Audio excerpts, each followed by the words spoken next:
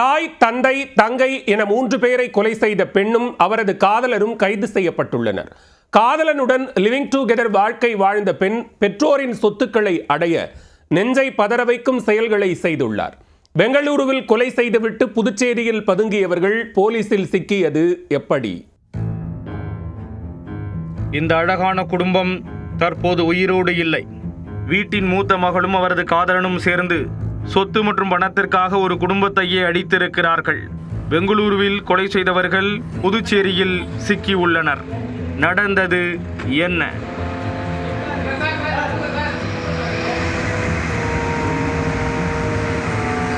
தமிழகத்தை பூர்வீகமாக கொண்டு பெங்களூருவில் வசித்து வந்தவர்கள் கம்ப்யூட்டர் இன்ஜினியரான சோமசுந்தர், முத்துலட்சுமி தம்பதி. இவர்களின் மகள்கள் ஸ்வேதா மற்றும் பிரியா. பெங்களூருவின் சிகேஹள்ளி பகுதியில் உள்ள வீட்டில் சோமசுந்தர், அவரது மனைவி முத்துலட்சுமி மற்றும் இளையமகள் சுப்ரியா ஆகியோர் கத்தியால் குத்தி கொலை செய்யப்பட்டு இரத்த வெள்ளத்தில் இறந்து கிடந்தனர். இது குறித்து கேஆர்புரம் போலீசார் நடத்திய விசாரணையில் தம்பதியரின் மூத்த மகள் ஸ்வேதா தனது காதலன் கென்னத்துடன் சேர்ந்து இந்த கொலைகளை அரங்கேற்றி இருப்பது தெரிய வந்தது.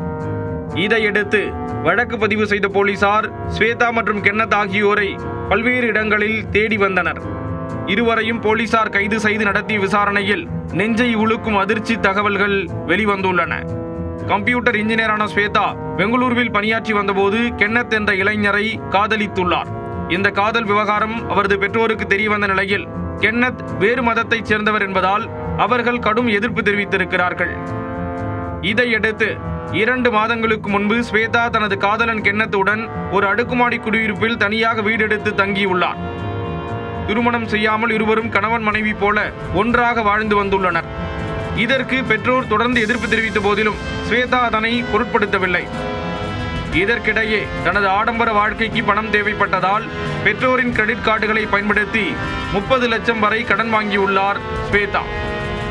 ஆனால் அந்த கடனை திருப்பி செலுத்த முடியாததால் பணம் செலுத்துமாறு சோமசுந்தரின் வீட்டுக்கு நோட்டீஸ் அனுப்பப்பட்டுள்ளது. இது குறித்து சில நாட்களுக்கு முன்பு ஸ்வேதாவிடம் பெற்றோர் கேள்வி எழுப்பியுள்ளனர். மேலும் பணத்தை எடுத்து காதலனுடன் ஆடம்பர வாழ்க்கை வாழ்வதற்கு எதிர்ப்பு தெரிவித்திருக்கிறார்கள். இதனால் ஆத்திரமடைந்த ஸ்வேதா தனது 30 லட்சம் கடனை அடைக்க சொத்தில் தனது பங்கை வழங்குமாறு பெற்றோரிடம் கேட்க அவர்கள் சொத்தை பிரித்து கொடுக்க மறுத்துவிட்டனர். இதனால் பெற்றோர் மற்றும் தங்கையை கொன்றுவிட்டால் சொத்து முழுவதும் தனக்கே கிடைத்துவிடும் என்றும் அதை விற்று ஆடம்பர வாழ்க்கை வாழலாம் என்றும் ஸ்வேதா திட்டமிட்டுள்ளார். இதன்படி காதலன் கென்னத்துடன் சேர்ந்து திட்டமிட்டு பெற்றோர் மற்றும் தங்கையை கத்தியால் குத்தி கொடூரமாக கொலை செய்திருப்பது போலீசாரின் விசாரணையில் தெரிய வந்துள்ளது. 3 கொலைகளை செய்த ஸ்வேதா கென்னத் ஜோடி புதுச்சேரியில் பதுங்கியிருப்பதை பெங்களூரு போலீசார் கண்டுபிடித்தனர்.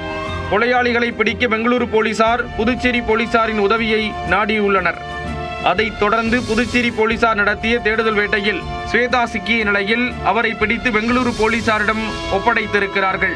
அவரது காதலன் கென்னத் தலைமறைவாகிவிட்ட நிலையில் அவரை போலீசார் தீவிரமாக தேடி வந்தனர். கென்னத் புதுச்சேரி அண்ணா சாலையில் உள்ள ஒரு மதுபாரில் மது குடித்துக் கொண்டிருப்பதாக உருளையன்பேட்டை போலீசாருக்கு தகவல் கிடைத்தது. உடனே போலீசார் அங்கு விரைந்து சென்று அவரை மடக்கி பிடித்து கைது செய்தனர். அப்போது அவர் கையில் வைத்திருந்த பையில் கட்டுக்கட்டாக பணம் மற்றும் ஏராளமான பொருட்கள் இருப்பதை பார்த்த போலீசார் அதை பறிமுதல் செய்தனர். கைது முயற்சியின் போது குற்றப்பிரிவு உதவி ஆய்வாளர் ராமலிங்கத்தை கென்னத் தாக்கியதில் அவருக்கு படுகாயம் ஏற்பட்டுள்ளது. கென்னத்தை பிடித்த புதுச்சேரி போலீசார் அவரை பெங்களூரு போலீசாரிடம் ஒப்படைத்துள்ளனர். ஒரு பெண் தனது காதல் வாழ்க்கைக்காக தாய், தந்தை, சகோதரி என 3 பேரை கொலை செய்தது அனைவரையும் அதிர்ச்சி அடைய வைத்துள்ளது.